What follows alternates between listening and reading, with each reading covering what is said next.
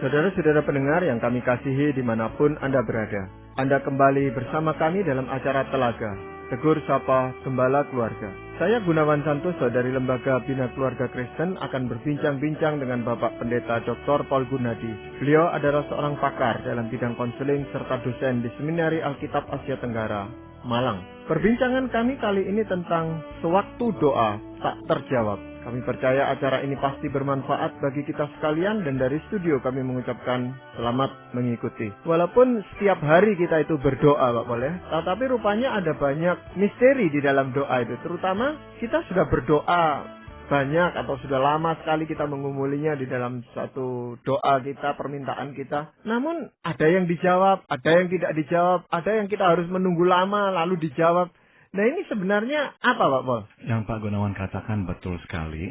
Jadi doa itu tuh bisa menjadi sebuah sarana yang mengakrabkan kita dengan Tuhan. Tapi doa juga bisa menjadi sebuah sarana yang malah menjauhkan kita dari Tuhan. Karena apa?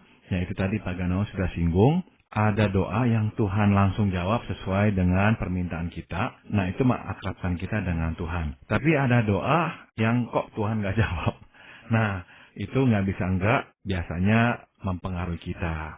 Kita kalau nggak mengerti tentang doa, malahan kita akan menjauhkan diri dari Tuhan. Beranggapan bahwa Tuhan kok kejam, Tuhan kok tidak mau memberikan hal yang emang baik buat saya, dan sebagainya.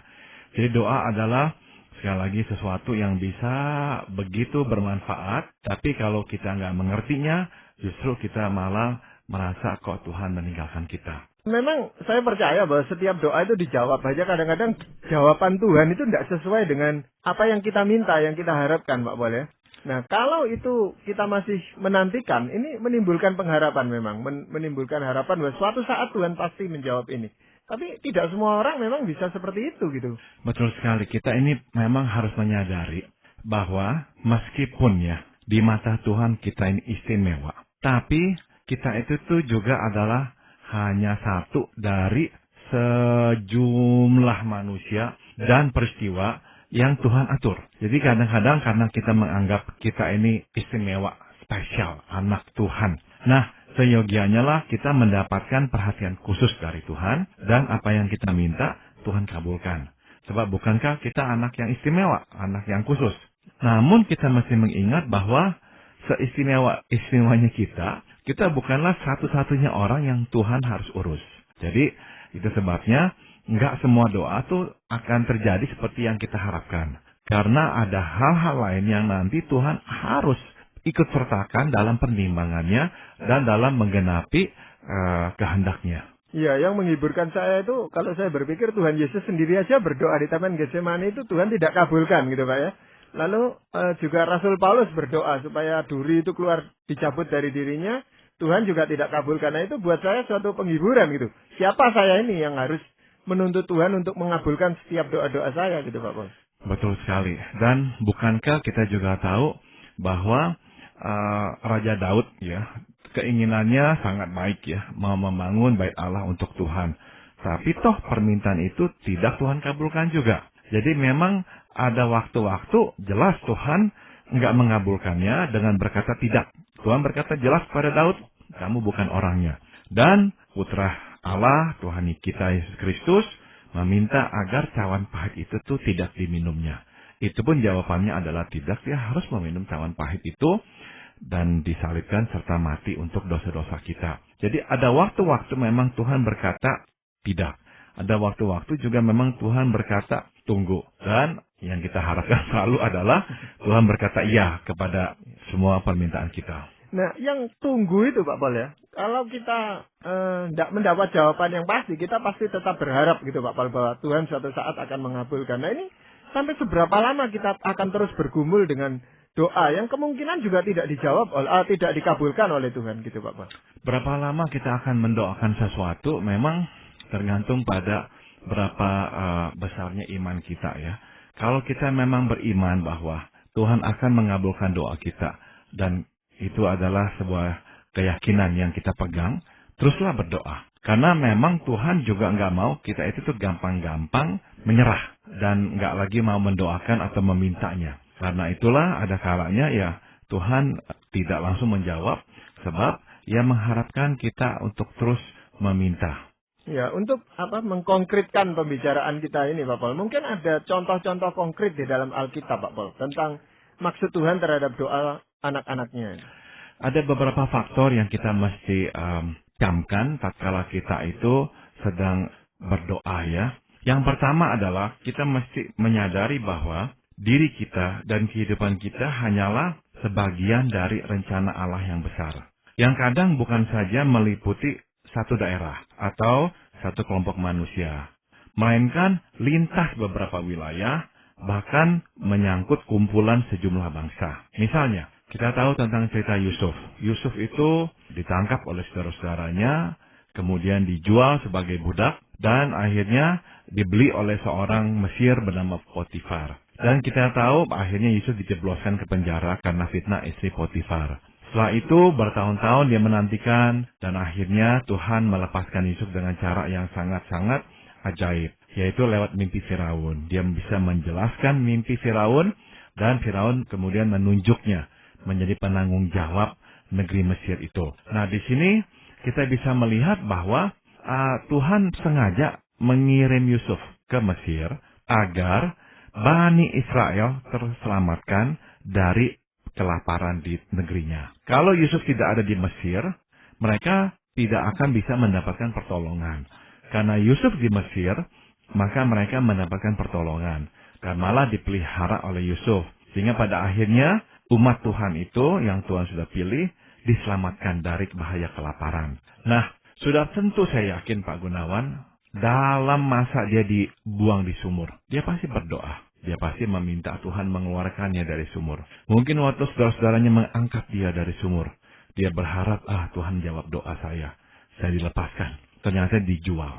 Mungkin dalam perjalanan dia tetap berdoa, supaya Tuhan menyelamatkannya dengan cara yang tak terduga. Enggak, akhirnya dijual, menjadi budak di rumah orang Mesir. Dan di situ pun saya yakin Yusuf pasti berdoa, memohon agar Tuhan bisa melepaskan dia dari perbudakan itu. Enggak lepas, malahan dibuang lagi ke penjara. Di penjara sudah tentu dia terus meminta Tuhan dengan cara Tuhan yang ajaib melepaskan dia. Enggak juga dilepaskan. Total, Yusuf itu tuh lepas dari keluarganya dan hidup dalam pembuangan. Itu mungkin bisa antara belasan sampai 20-an lebih tahun. Waktu yang panjang sekali. Dan saya percaya, di dalam masa itu Yusuf tak henti-hentinya berdoa. Tapi dia harus menunggu belasan hingga bahkan puluhan tahun. Jadi waktu yang sangat lama. Namun akhirnya Tuhan lepaskan dia dan dudukkan dia di kursi pemerintahan. Sehingga akhirnya berada di posisi untuk menolong bangsa Israel di kemudian hari. Nah, di sini kita lihat, rencana Tuhan itu tuh bukan saja melibatkan satu manusia bernama Yusuf. Tapi rencana Tuhan itu melibatkan satu bangsa, yaitu bangsa Israel. Dan juga melibatkan bangsa Mesir. Karena nanti Firaun itu yang membukakan pintu supaya Yusuf bisa masuk menjadi seorang wakilnya. Jadi kita bisa melihat ini nih melibatkan dua letak geografis yang berbeda. Satu pertama di tanah Kanaan di Israel dan kedua di Mesir, dan melibatkan dua bangsa, bangsa Israel dan bangsa Mesir. Jadi bukan hanya satu orang yang bernama Yusuf. Itu sebabnya Pak Gunawan waktu kita berdoa, kita menutup dengan berkata kehendak-Mulah yang jadi. Itu karena kita harus menempatkan diri di posisi kita sebagai manusia. Kita terlalu kecil. Kita bukanlah satu-satunya orang di dalam rencana Tuhan. Rencana Tuhan itu melibatkan begitu banyak orang. Begitu banyak kepentingan manusia. Dan seringkali justru lintas daerah atau wilayah geografis. Ya, jadi bukan hanya kita nih. Kita bukanlah pusat dunia. Enggak.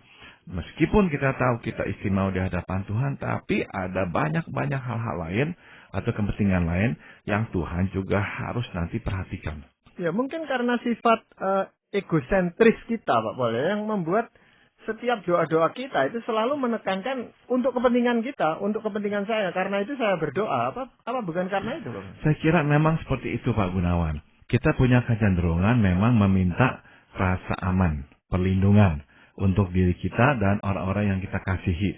Kita pun juga mendoakan Tuhan memberikan kepada kita kecukupan, sandang dan pangan, supaya kita nggak usah kelaparan.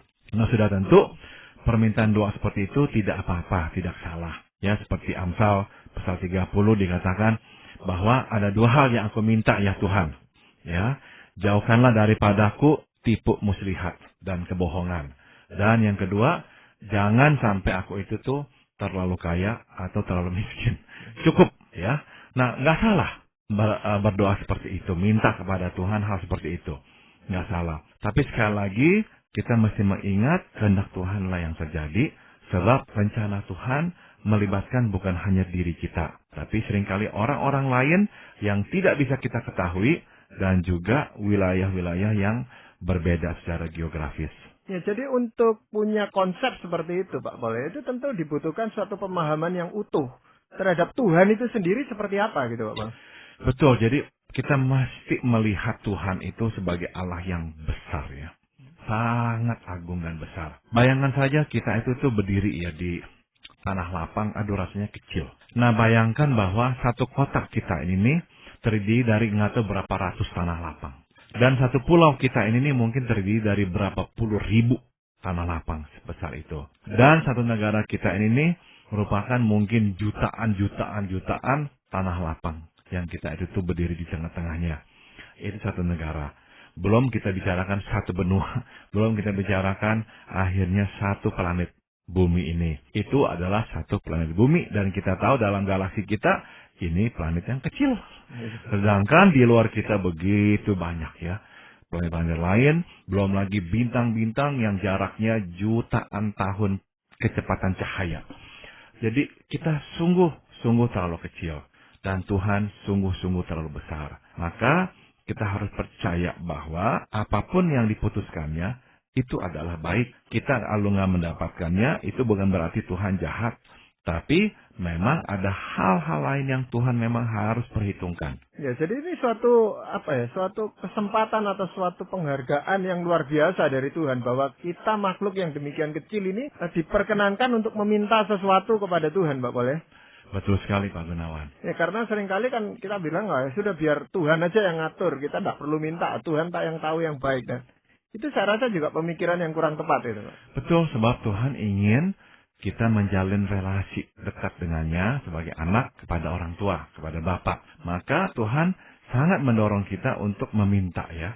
Nah, nanti apakah ini akan Tuhan berikan atau tidak, kita serahkan kembali kepada kehendak Tuhan. Ya, mungkin ada faktor yang lain, Bapak. Yang kedua adalah kita tidak akan dapat memahami rencana Tuhan sepenuhnya. Sebab rencananya terlalu luas dan kerap melintasi batas waktu hidup kita.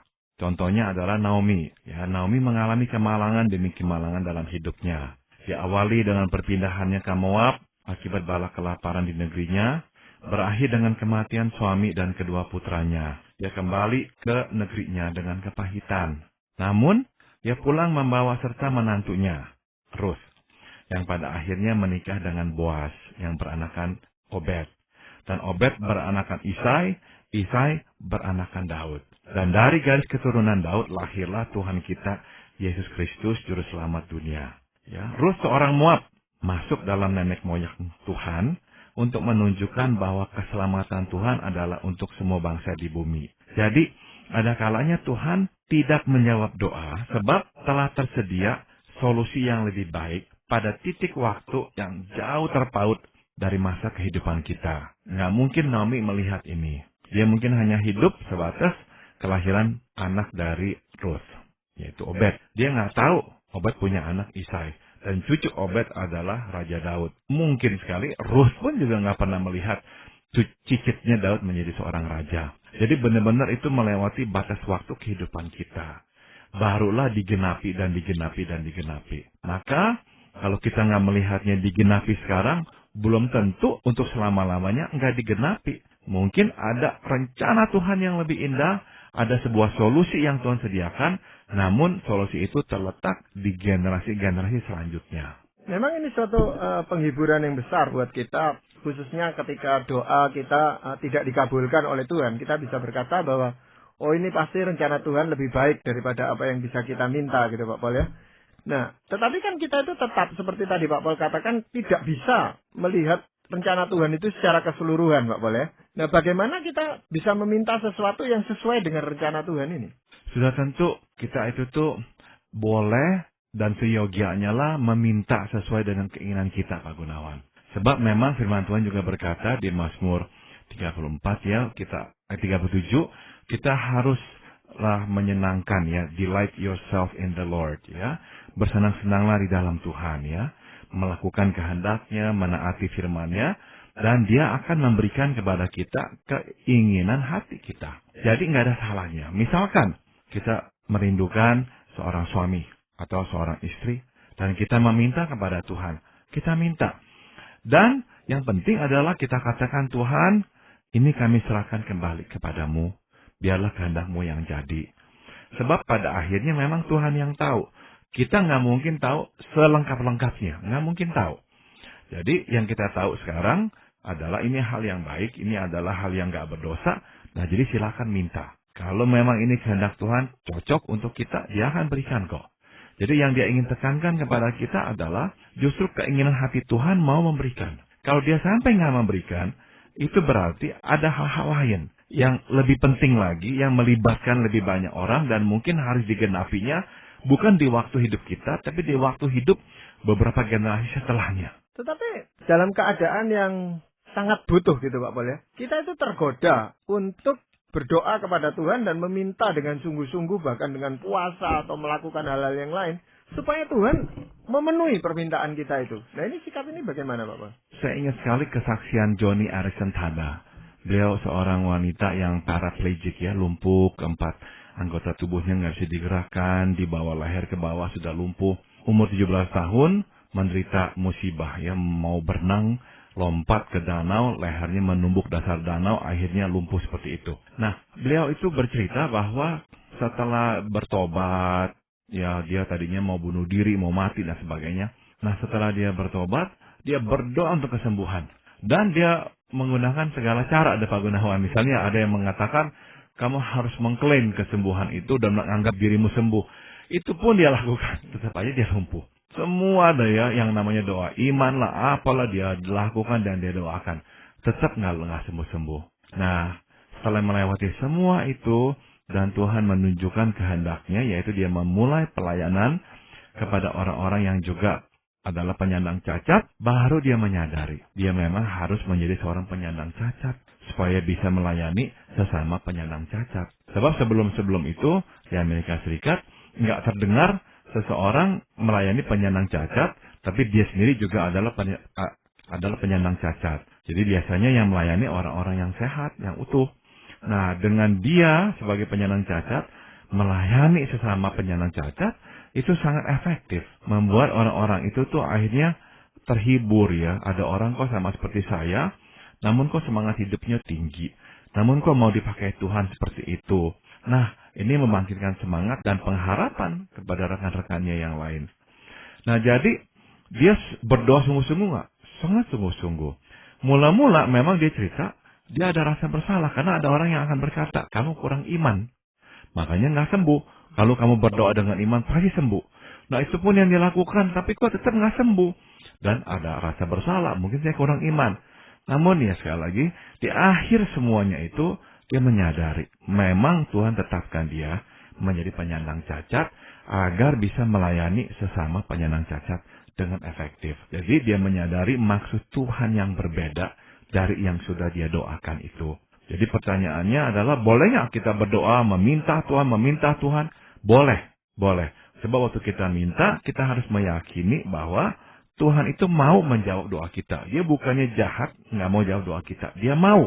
Tapi tetap kita harus tundukkan diri kita pada kehendaknya. Sebab rencananya jauh lebih luas daripada pemikiran kita. Ya, justru itu Pak Pol. Seperti di awal pembicaraan ini, Pak Pol katakan bahwa doa itu juga bisa menjadi suatu sarana menjauhkan kita dari Tuhan, Pak Pol ya.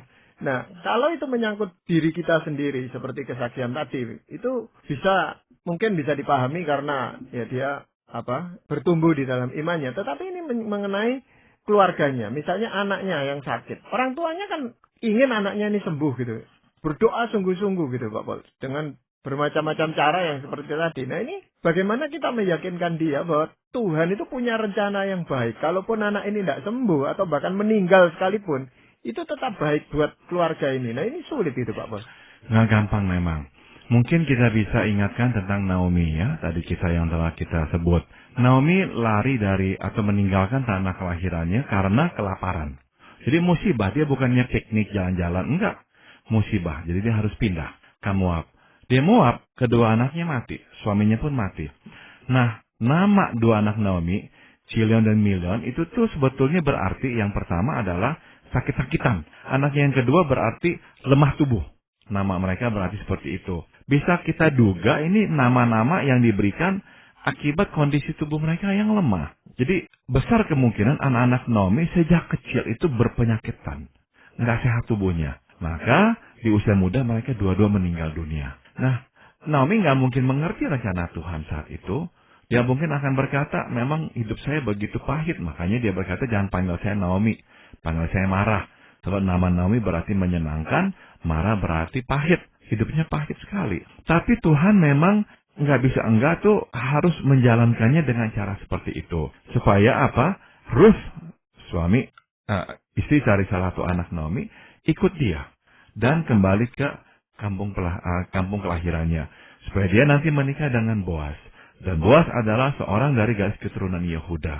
Dan sudah diramalkan oleh Tuhan bahwa Yesus Tuhan kita adalah lahir dalam garis keturunan Yehuda. Nah, Naomi nggak mungkin melihat itu. Waktu anak kita misalkan yang sakit meninggal dunia, sudah tentu kita sangat sedih. Karena kita berdoa dan kita minta Tuhan menyembuhkan. Tapi kok Tuhan tetap ambil. Nah, kita nggak mengerti selanjutnya apa dalam rencana Tuhan. Tapi yang saya mau tegaskan adalah ada rencana Tuhan. Naomi nggak melihatnya. Sebab ini digenapi oleh Tuhan Allah ratusan tahun setelah itu. Waktu Tuhan kita Yesus dilahirkan. Sudah beberapa belas generasi barulah terjadi seperti itu. Ya mungkin Naomi melihatnya. Ya, memang kita itu tergoda untuk mencari tahu ya. Apa kehendak Tuhan itu sebenarnya di dalam segala perkara yang kurang menyenangkan ini. Tapi Pak Boleh, kalau seandainya Tuhan itu berbaik hati lalu membukakan semua rencananya atas hidup kita, kita pun bisa ngeri loh Pak Boleh. Dan kita nggak bisa lagi hidup. Benar-benar kita bisa tuh nggak bisa hidup seperti sekarang ini. Hidup dengan benar. Sebab kita bisa setiap hari dihantui oleh hal-hal yang akan kita alami. Meskipun kita akan diberitahukan Tuhan misalnya. Meskipun kau mengalami ini, akan ada jalan keluar. Akan ada solusi. Tetap kita akan fokuskan pada yang negatifnya, masalahnya. Dan itu akan mengganggu kita terus-menerus, tidur pun akan hilang. Dan kita akan terus menghitung-hitung hari kapan kita akan menderita itu dan sebagainya. Jadi memang nggak mungkin Tuhan beritahukan kepada kita. Karena akan mengacaukan dan menghancurkan hidup kita. Maka Tuhan harus tutup memang. Dan dia lakukan pekerjaannya dengan diam-diam. Namun tetap yang kita harus ingat adalah bahwa dia itu sayang kepada kita. Dia adalah ayah kita sendiri. Ya, jadi memang sikap yang diambil oleh Naomi itu saya rasa sudah paling betul ya Pak Boleh untuk mengikuti pimpinan Tuhan kembali ke Bethlehem dan seterusnya menjalani kehidupan ini seperti apa adanya gitu. Ya betul. Meskipun kita juga tahu dia sebetulnya karena nggak mengerti ya rencana Tuhan, dia pun tuh sebetulnya ya kecewa berat. Makanya dia minta namanya diubah menjadi Marah, pahit. Jadi memang dia nggak bisa melihatnya. Mungkin dia hanya terhibur tatkala melihat kok bekas menantunya itu Ruth akhirnya menikah dengan Boaz dan punya anak. Nah dia senanglah bahwa akhirnya kehidupan Ruth menjadi lebih baik lagi. Walaupun menantu yang satu tidak sesetia Ruth Pak ya. Jadi tetap meninggalkan atau pisahkan Naomi sendiri gitu Pak. Betul. Ya. Pak Paul, ini rupanya masih ada beberapa hal yang harus kita perbincangkan tentang doa ini Pak Paul. Namun sebelum kita menuntaskan perbincangan yang bagian yang pertama ini, ada ayat firman Tuhan yang ingin Pak Paul sampaikan dan jelaskan itu Pak Paul. Saya akan bacakan dari Matius 7, ayat 7 hingga ayat 11. Mintalah maka akan diberikan kepadamu. Carilah maka kamu akan mendapat. Ketoklah maka pintu akan dibukakan bagimu. Karena setiap orang yang meminta, menerima. Dan setiap orang yang mencari, mendapat. Dan setiap orang yang mengetok, baginya pintu dibukakan. Adakah seorang daripadamu yang meminta? Adakah seorang darimu yang memberi batu kepada anaknya, jika ia meminta roti? Atau memberi ular, jika ia meminta ikan? Jadi jika kamu yang jahat tahu memberi pemberian yang baik kepada anak-anakmu, apalagi Bapamu yang di sorga, Dia akan memberikan yang baik kepada mereka yang meminta kepadanya. Ini dasar iman kita, Pak Gunawan. Allah baik, Allah mengasihi kita. Allah adalah Bapa kita di sorga. Dia mengorbankan nyawa putranya untuk kita. Nggak ada lagi yang lebih besar dari itu yang bisa diberikan Tuhan kepada kita. Jadi kalau sampai doa kita tidak Tuhan jawab, itu berarti satu hal. Allah yang baik mempunyai rencana yang lebih baik daripada permintaan doa kita. Sudah tentu bagi kita, apapun itu yang kita minta adalah yang terbaik. Misalkan anak kita sakit, dia sembuh, itu kan yang terbaik. Sudah tentu. Tapi ternyata dalam rencana Tuhan ada yang lebih baik. Karena menyangkut kehidupan lebih banyak orang dan menyangkut kepentingan Tuhan yang lebih luas lagi. Jadi kita harus percaya pada kebaikan Tuhan dan bahwa rencananya tetap baik. Meskipun doa kita tidak terjawab seperti yang kita harapkan. Ya memang di dalam membaca bagian-bagian dari Alkitab seperti itu kita harus mempunyai gambaran yang utuh gitu Bapak. Kadang-kadang orang hanya membaca sebagian lalu mengartikannya menurut seleranya sendiri. Seolah-olah Tuhan Allah itu akan mengabulkan apapun yang kita minta karena ada janji yang mengatakan mintalah apa saja akan diberikan kepadamu gitu. Nah itu bagaimana Bapak? Betul sekali Pak Gunawan. Jadi Tuhan waktu berjanji mintalah ya, maka engkau akan diberikan. Dan kalau engkau percaya engkau sudah menerimanya, maka engkau akan menerimanya. Tuhan mau mendorong kita untuk percaya kepadanya. Bahwa dia itu berniat baik dan mau memberikannya kepada kita. Jadi itu yang memang terkandung di hati Tuhan. Namun ada kalanya rencananya itu tuh ada yang lebih baik lagi yang kita belum bisa memahaminya sekarang. Iya, Pak Paul, nanti kita akan lanjutkan perbincangan ini pada kesempatan yang akan datang. Tapi terima kasih sekali Pak Paul untuk perbincangan kali ini. Dan para pendengar sekalian, kami mengucapkan banyak terima kasih Anda telah mengikuti perbincangan kami dengan Bapak Pendeta Dr. Paul Gunadi dalam acara Telaga, Tegur Sapa, Gembala Keluarga. Kami baru saja berbincang-bincang tentang sewaktu doa tak terjawab, bagian yang pertama. Dan kami akan melanjutkan perbincangan dengan topik yang sama pada kesempatan perbincangan yang akan datang.